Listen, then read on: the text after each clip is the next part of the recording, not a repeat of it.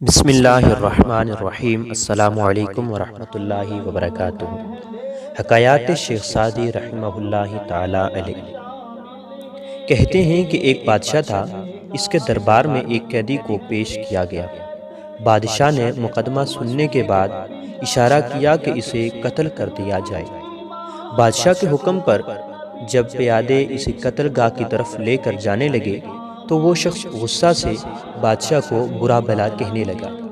کسی شخص کے لیے اس سے بڑی سزا کیا ہوگی کہ اسے قتل کر دیا جائے، اور چونکہ یہ سزا سنائی جا چکی تھی اور اس کے دل سے اس کا خوف دور ہو چکا تھا۔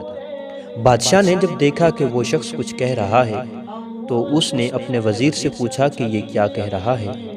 بادشاہ کا یہ وزیر نیک دل تھا، اس نے سوچا کہ اگر بادشاہ کو درست بتا دیا تو ہو سکتا ہے کہ بادشاہ غصے سے دیوانہ ہو جائے اور اس کو قتل کروانے کے بجائے زندان میں ڈال کر اس پر ظلم و ستم کے پہاڑ ڈھائے۔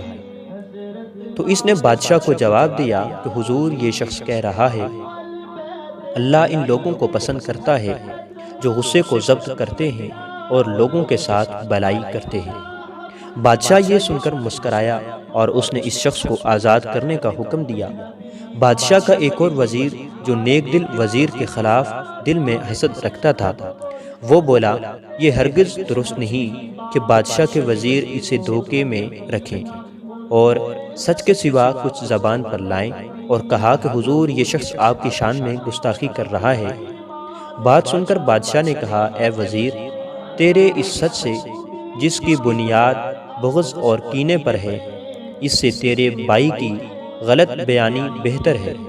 اس سے ایک شخص کی جان بچ گئی۔ یاد رکھ، اس سچ سے جس سے فساد پھیلتا ہو، اس سے ایسا جھوٹ بہتر ہے جس سے برائی دور ہونے کی امید ہو، اور وہ سچ جو فساد کا سبب ہو، بہتر ہے وہ زبان پر نہ آئے، اچھا ہے وہ کذب ایسے سچ سے جو فساد کی آگ بجھائے۔ بادشاہ کی بات سن کر فسادی وزیر شرمندہ ہوا۔ بادشاہ نے قیدی کو آزاد کرنے کا فیصلہ بحال رکھا اور اپنے وزیروں کو نصیحت کی کہ بادشاہ ہمیشہ اپنے وزیروں کے مشوروں پہ عمل کرتے ہیں۔ وزیروں کا فرض ہے ایسی باتیں منہ سے نہ نکالیں جس میں بھلائی کی امید نہ ہو۔ اس نے مزید کہا یہ دنیاوی زندگی بہرحال ختم ہو جائے گی، کوئی بادشاہ ہو یا فقیر، اس کا انجام موت ہے۔ اس سے کوئی فرق نہیں پڑتا کہ روح تخت پر قبض کی جائے یا فرش پر۔